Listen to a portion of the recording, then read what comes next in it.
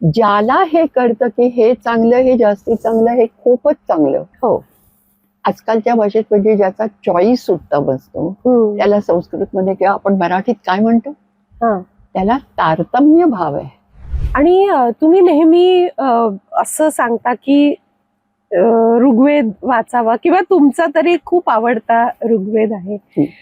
आणि त्याच्यातून आपण म्हणजे ऋग्वेद त्या काळात रेलिव्हंट होता, पण त्याच्यात जे काही मंत्र किंवा काय आले आहेत तर आज तर ते आपल्या ह्याच्यात नाही आहे. म्हणजे असं आहे का की त्याच्यातनं आपण आजही काही कंटिन्यू केलं आहे का? एखाद्या गोष्टीतला दोष दूर करणे आणि त्याऐवजी त्याच्यात गुण आणणे याला संस्कार म्हणतात.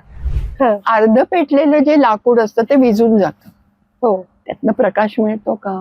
पण त्याला वाटतं मी काय छान काम केलेलं आहे. अशा माणसाला ब्रह्मदेव जरी साक्षात उतरला तरी त्याचं समाधान करू शकणार नाही. कारण अशी माणसं, ज्याला मराठीत एक खूप छान शब्द आहे, हेकट असतात.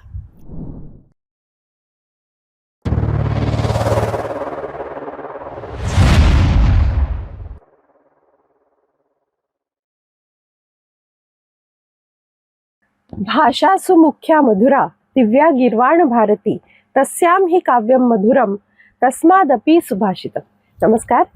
मागच्या एपिसोडमध्ये डॉक्टर सुचेता परांजपे यांनी सांगितल्याप्रमाणे मी हे सुभाषित नक्कीच पाठ केलंय. आपणही केलं असेल अशी खात्री आहे. तर आज आपला हा पुढचा भाग आहे. जसं आपण आधी डिस्कस केलं त्याप्रमाणे काही सुभाषित, काही शब्द त्याच्यातनं येणारे आणि काही प्रश्न जे आपल्या सदस्यांनी पाठवलेले आहेत आणि ते असं आपण सगळं घेण्याचा प्रयत्न करू ह्या छोट्याशा पॉडकास्टमध्ये. डॉक्टर सुचेता, आपलं खूप खूप स्वागत. नमस्कार. आणि आज आम्हाला उत्सुकता आहेच की आज कुठले सुभाषित तुम्ही घेणार, पण त्याआधी एक छोटासा प्रश्न जे आपल्या श्रोत्यांनी पाठवला आहे की त्यांचा हा, जसं तुम्ही नेहमी सांगता की आपण वेद उपनिषद ह्या सगळ्याचा अभ्यास करायला पाहिजे, पण जर कुणाला सुरुवात करायची आहे हा नेहमीच प्रश्न येतो, तर कुठली पुस्तकं तुम्ही सुचवाल की? पुस्तकं वाचून अर्थातच जास्ती समजायला मदत होते, हे उघड आहे. पण मी असं करते की आता तोंडी सांगते तरी पण हे नंतर मग तुम्हाला स्क्रीनवर मी पुस्तकांची नावं, लेखक सगळं देते. ठीक आहे. त्याच्यातलं माझं सर्वात आवडतं पुस्तक असं आहे की भारतीय संस्कृती कोश, तर्कतीर्थ महादेव शास्त्री जोशी आणि त्यांच्यानंतर त्यांची मुलगी तर्कतीर्थ पद्मजा होडारकर यांनी लिहिलेले हे 10 खंड आहेत. आणि ते जर तुम्हाला मिळाले तर आनंद आहे, नाही मिळाले तर मोठ्या ग्रंथालयामध्ये निश्चित उपलब्ध असतात, तिथे तुम्ही वाचा. मग काय ऋग्वेद वाचायचंय, मग ऋ मध्ये जाऊन ऋग्वेद वाचा. मग काय कठ उपनिषद, क मध्ये जाऊन कठ उपनिषद वाचा. आणि हे काय आहे, ह्याच्यात टेक्स्ट नाहीये, याच्यात त्याच्याबद्दलची माहिती आहे, ज्याच्यामुळे तुम्ही त्यात चंचू प्रवेश म्हणतात याला, तसं करू शकाल. आणि मग तुम्हाला आपोआपच समजायला लागेल, कारण तिथे क्रॉस रेफरन्सेस असतात की कुठलं वाचावं पुस्तक, दुसरं काय बघावं वगैरे वगैरे. हवं तर मी भाषांतरांची नावं देऊ शकते, पण मला असं वाटत नाही की भाषांतर पाहावं. त्यातून जर कुणाला विशेषतः उपनिषदांचा अभ्यास करायचा असेल तर गोरखपूरच्या गीता प्रेसनी काढलेलं 9 उपनिषद, कारण बृहदारण्यक आणि छांदोग्य ही त्याच्यात आपण घेऊच शकत नाही, म्हणून बाकीची छोटी जी उपनिषद आहेत त्यांची संहिता म्हणजे ते मंत्र, त्याचा शब्दाप्रमाणे अर्थ आणि छोटीशी टीप त्याच्यावर, असं वेगळ्या वेगळ्या भाषात उपलब्ध आहे. आणि खरं सांगते, तुम्ही जर का एकदा गीता प्रेसची ती यादी पाहिली प्रकाशनाची, तर मी सांगते त्याच्यापेक्षा आणखीन 40-50 पुस्तकं तुम्ही जास्त घ्या, कारण अतिशय महत्वाची पुस्तकं आहेत. आणि आणखीन एक सिक्रेट, स्वस्त आहेत. म्हणजे तो पण शेवटी प्रश्न येतो बरोबर की तर तुम्ही जरूर गीता प्रेसची पुस्तकं वाचला, ते पण छान आहे. नक्की नक्की.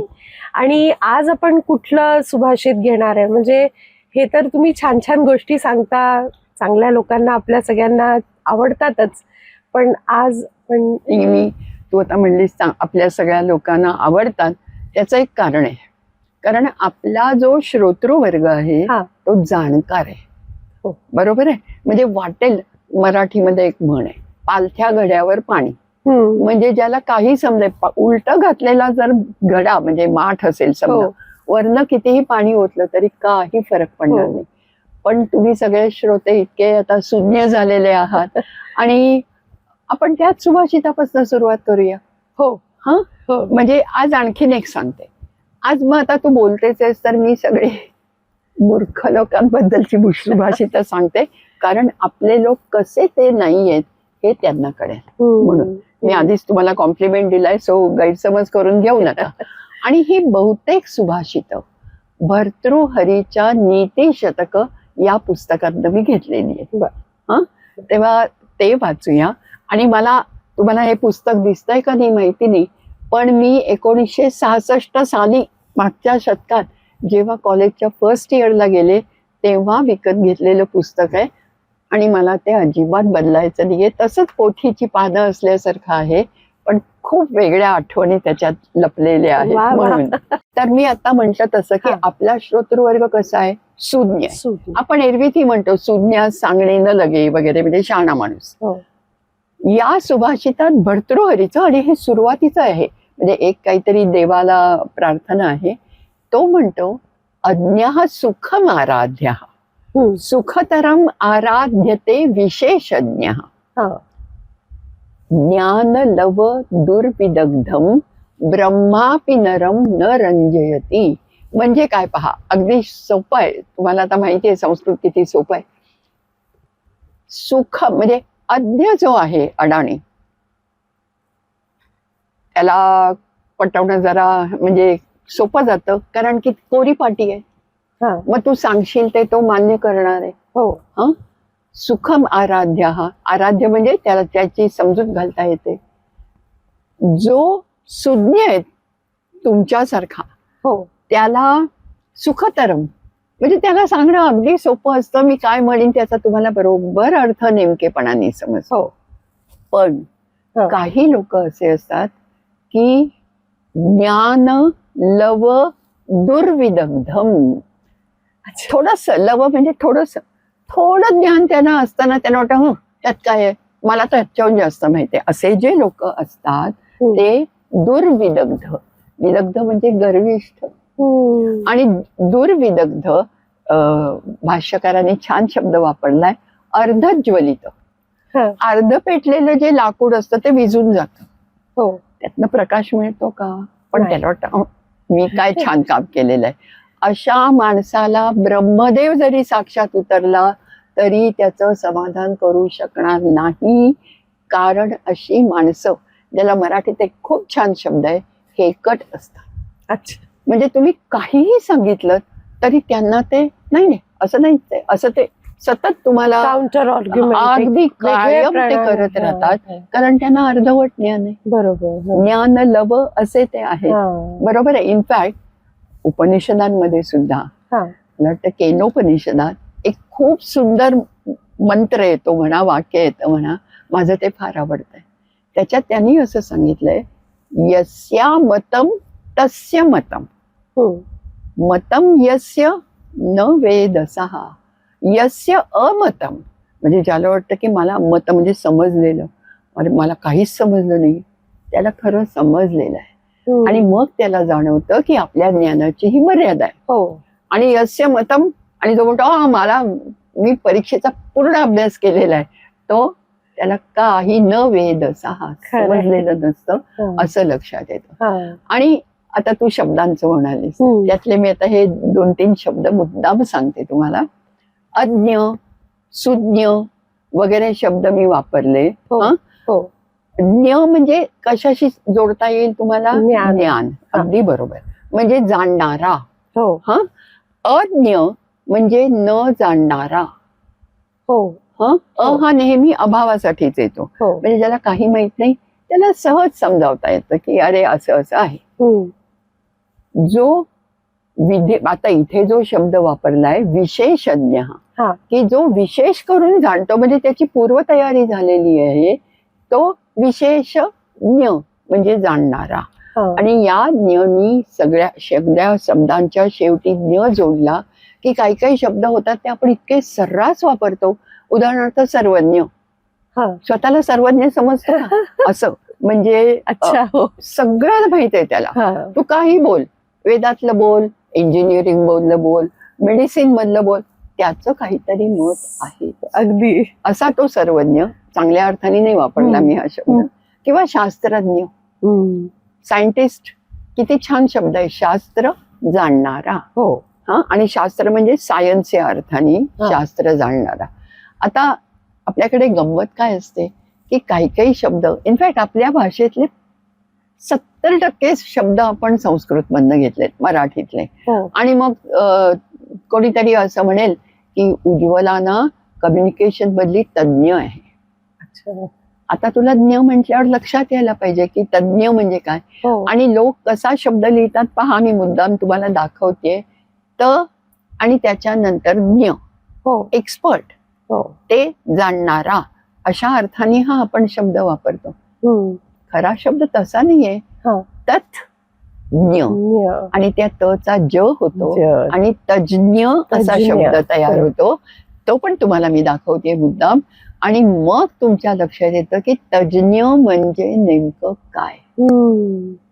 ते कुठलाही शब्द विषय असेल त्यातलं काहीतरी एक्सपर्टाईज असलेला तो तज्ज्ञ.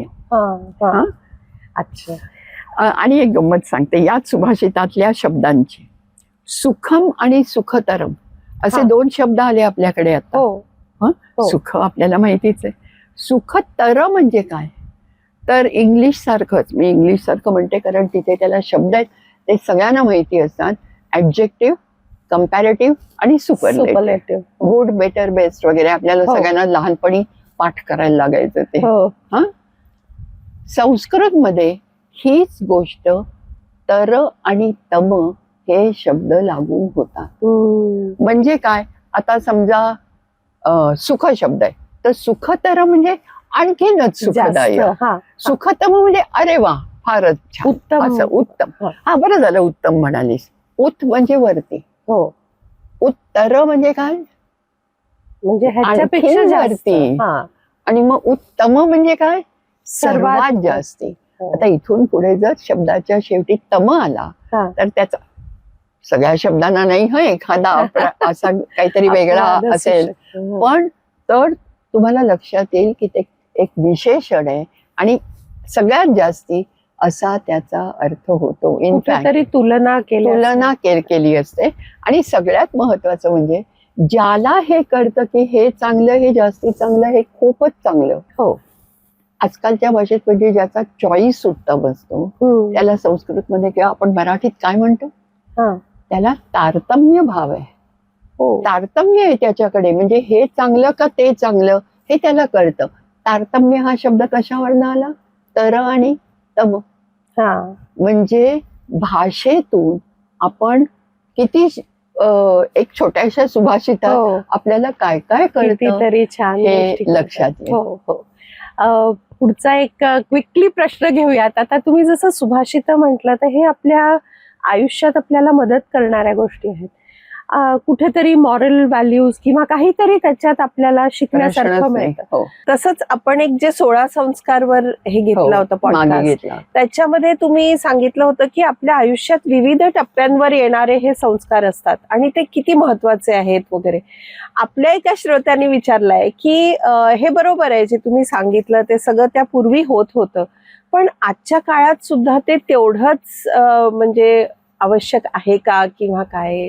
हे बघ, संस्कार या शब्दाचा अर्थ आठवतोय का मी सांगितलेला, की एखाद्या गोष्टीतला दोष दूर करणे आणि त्याऐवजी त्याच्यात गुण आणणे, याला संस्कार म्हणतात.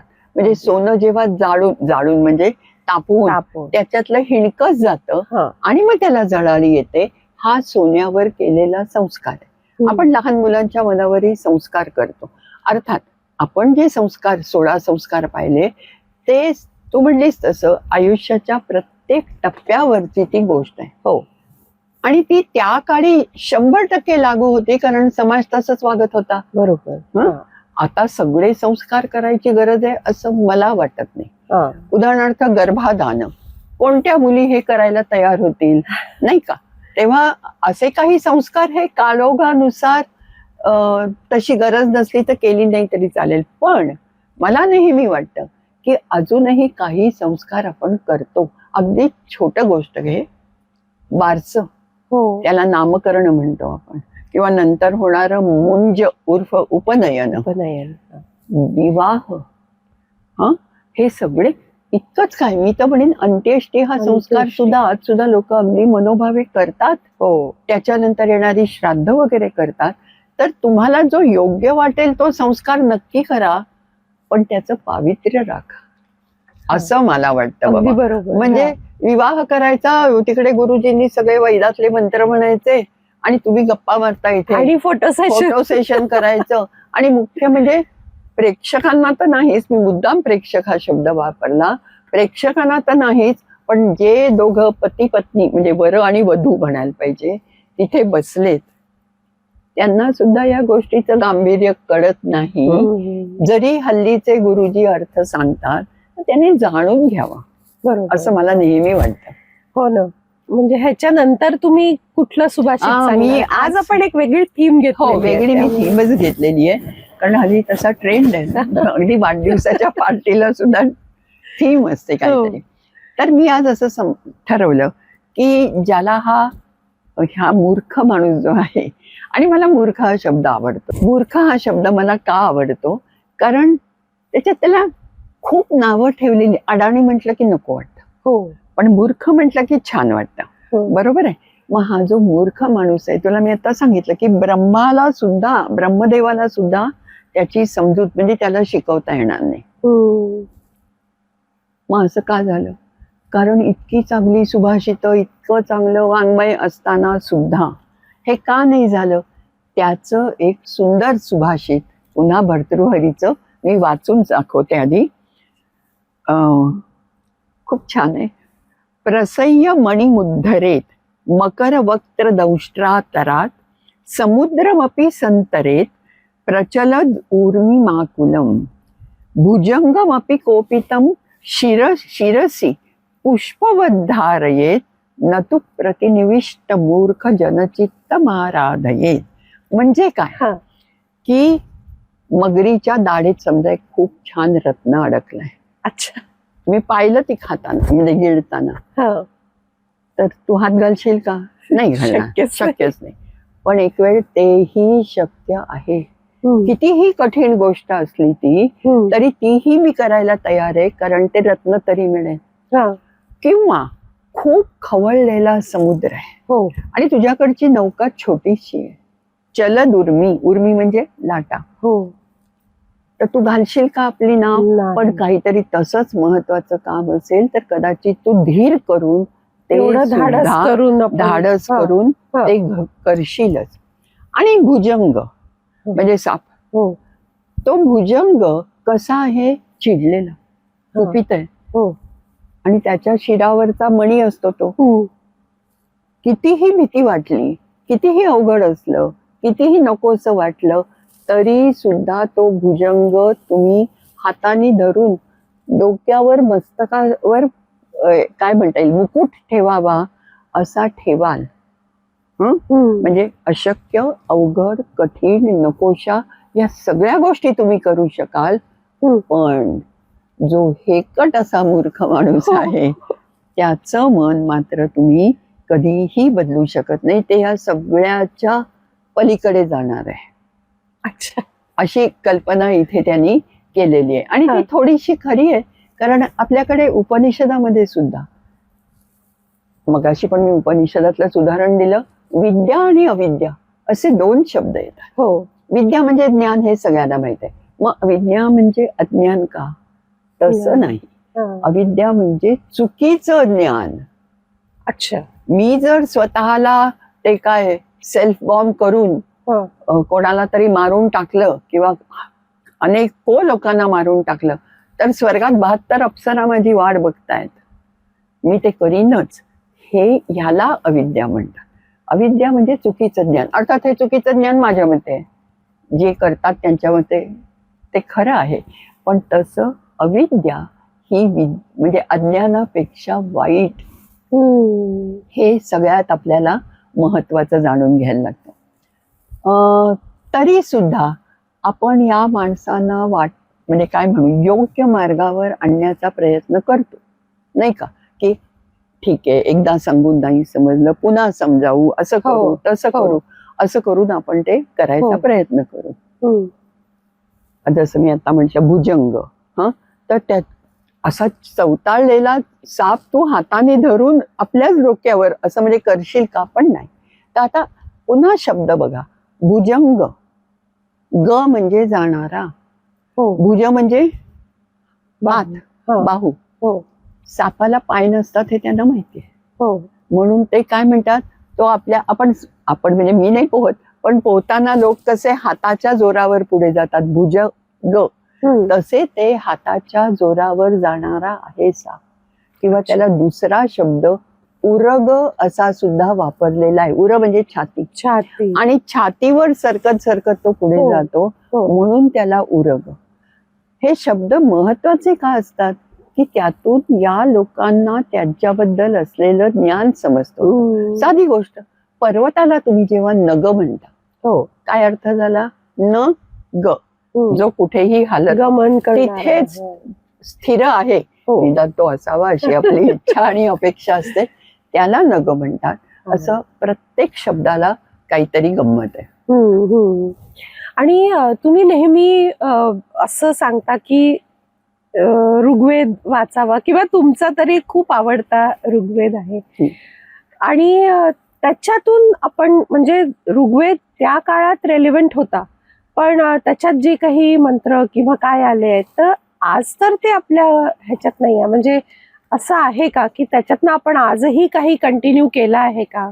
चिकार केलाय हा प्रश्न आहे बरं आपल्या श्रोत्यांकडनं. पण म्हणजे मला बरं वाटलं हा प्रश्न ऐकून. आजकाल अनुराधा पौडवालनी तो मंत्र म्हटल्यापासून गायत्री मंत्र तत्सवितुर वरेण्यम कुठल्याही देवळात सुद्धा सतत मागे चालू असतो, बरोबर आहे? हा मंत्र विश्वामित्र ऋषींनी ऋग्वेदाच्या 3ऱ्या मंडळात लिहिलेला मंत्र आहे. अच्छा. ते रोज पाठ करणाऱ्या लोकांना ऋग्वेदातला हे माहिती नाही, विश्वामित्रांचं नावही माहिती नसेल, पण डझंट मॅटर. किंवा गणपती येतो ना, बहुतेकांकडे गणपती येतो, मग मंत्र पुष्पांजली म्हणणं महाराष्ट्रात तर एक अगदी फार आवडती गोष्ट. अगदी. त्यातलं पहिलं सुरुवात काय आहे सांग? यज्ञेन यज्ञमयंत. पुरुष सूक्तामध्ये, म्हणजे ऋग्वेदाच्या 10व्या मंडळात जे पुरुष सूक्त येतं त्यातला हा शेवटचा मंत्र आहे, मंत्र पुष्पांजलीचा. म्हणजे पहिला मंत्र. आणि नंतर जे येतं ना, कुबेराय वै श्रवणाय, ते ऋग्वेदाच्याच एक ऐतरेय ब्राह्मण म्हणून जो ग्रंथ आहे त्यातला आहे. हेच तर आपलं वाईट आहे की आपल्याला आपल्या संपूर्ण त्या ओजस्वी परंपरेचं ज्ञान नाहीये, आपल्यापर्यंत झिरपले, पण आपल्याला त्याची जाणीव नाहीये ज्ञानपेक्षा, म्हणून तर ज्ञानयात्रा ना. पण तुला एक गंमत सांग,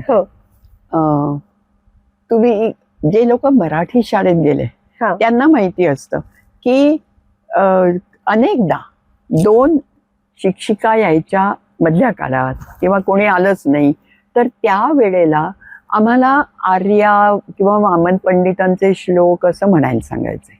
म्हणजे त्यातला एक तर माझा अगदी आवडता म्हणजे त्याच चालीवर म्हणायचा, सुसंगती सदा घडवून सुज वाक्य कानी पडो, असं. आणि मग ते पाठ होतं. सुभाषित मी पाठ करा म्हणते, त्याचं हे एक कारण आहे की गेयता आहे त्याला. त्याला पृथ्वी वृत्त असं, ते वृत्त सोडून देऊ. पण ह्या पृथ्वी वृत्तामध्ये अनेक सुभाषित लिहिली. त्यातलं एक माझं आवडतं सांगते, की त्यातलं पहिली ओळ जी मराठीत वामन पंडितांनी, by the way Vaman Pandit हे पंतकाव्य ज्याला म्हणतात त्यातले एक, आणि त्यांनी संपूर्ण नीतिशतकाचं बहुतेक वेळेला त्या वृत्तामध्येच मराठी भाषांतर केलेलं आहे. आता त्यांचा एक शब्द म्हणजे त्यांची पहिली एक जी ओळ आहे ती मराठीमध्ये ना चक्क म्हण किंवा वाक्प्रचार असल्यासारखं वापरतात. ते वाक्य असं आहे, प्रयत्ने वाळूचे कण रगडिता तेलही गळे. म्हणजे वाटेल ते होऊ शकतं, तुम्ही जर का वाळूचे कण रगडले तर तुम्हाला तेलही मिळेल, म्हणजे अशक्य गोष्टी पण प्रयत्न करा. आता तो श्लोक आपण मुळात वाचूया. तो खूप छान आहे. लभेत सिकता सुतैलमपि यत्नतः पीडयन, सिकता म्हणजे वाळू, पिबेच मृगतृष्णिकासु सलिलम पिपासार्दितः. अर्थ सांगणारच आहे मी. कदाचित अपि पर्यटन शश विषाण मासादयेत, शेवटची ओळखीच आहे, न तू प्रतिनिविष्ट मूर्ख जनचित्त आराधयेत. म्हणजे या वाटेल त्या गोष्टी शक्य होऊ शकतात, पण हेकट माणसाला पटवणं काही आपल्याला नाही रे बाबा जमवणं.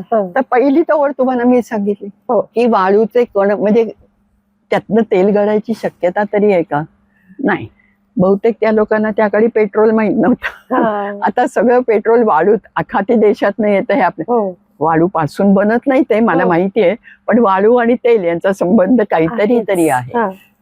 ते सुद्धा तुम्ही प्रयत्न केला तर एक वेळ जमेल.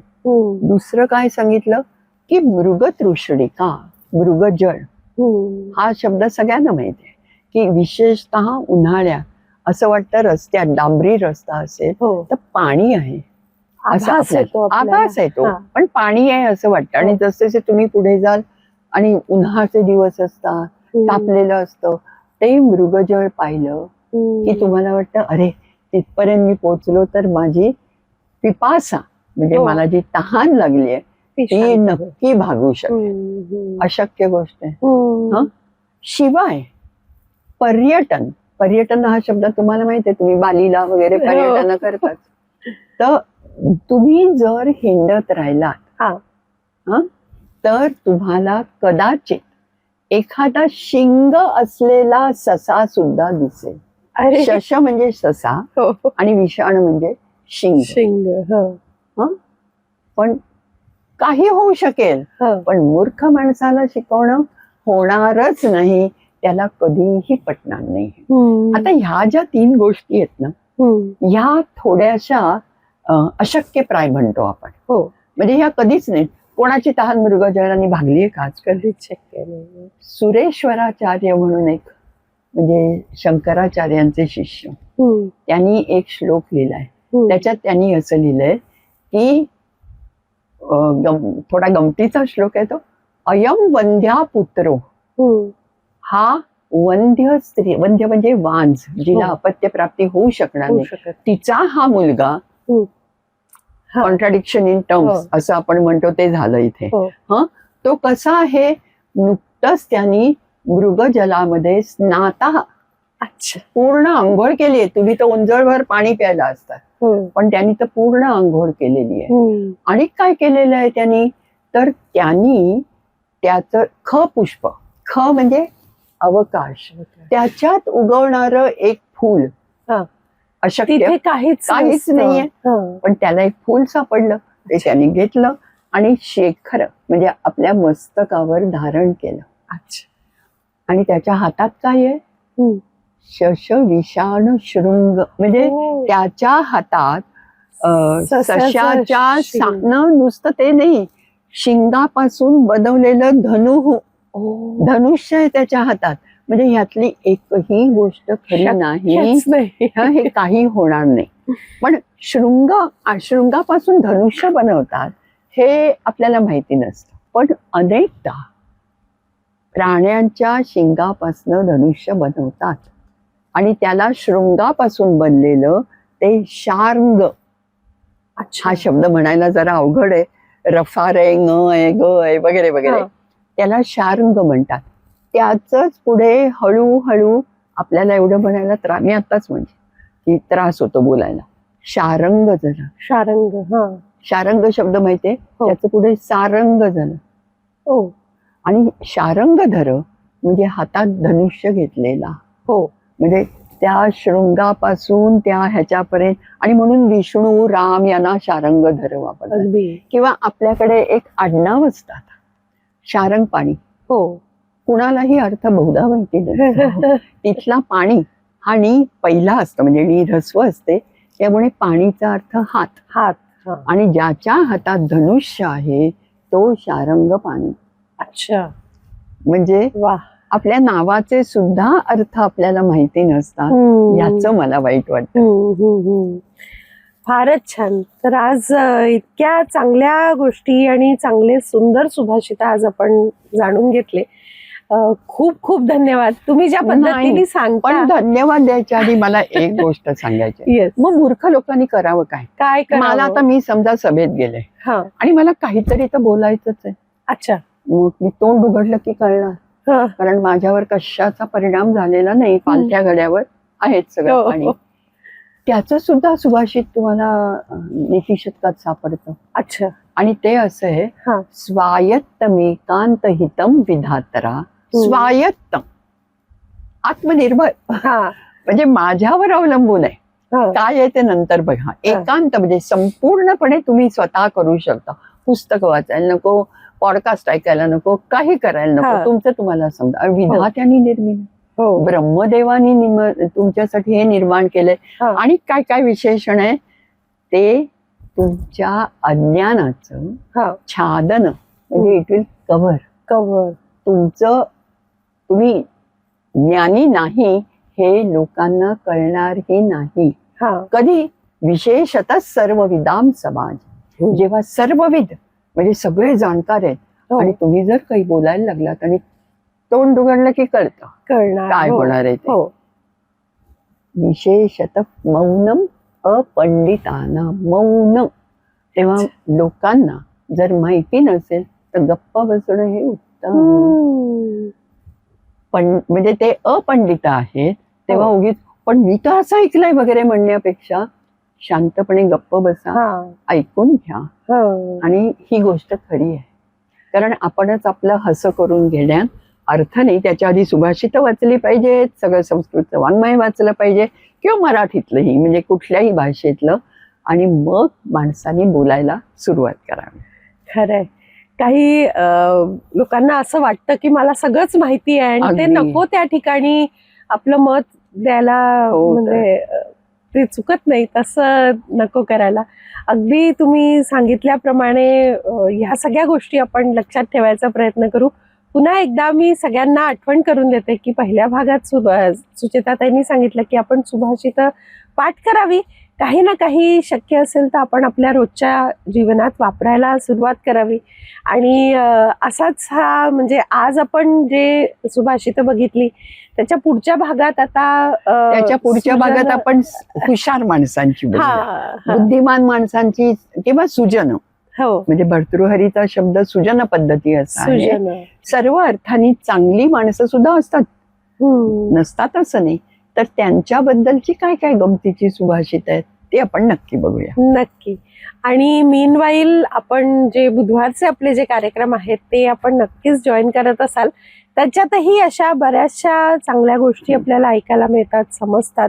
आणि पुन्हा एकदा जर आपल्या मनात काही प्रश्न असतील तर आम्हाला नक्की पाठवा.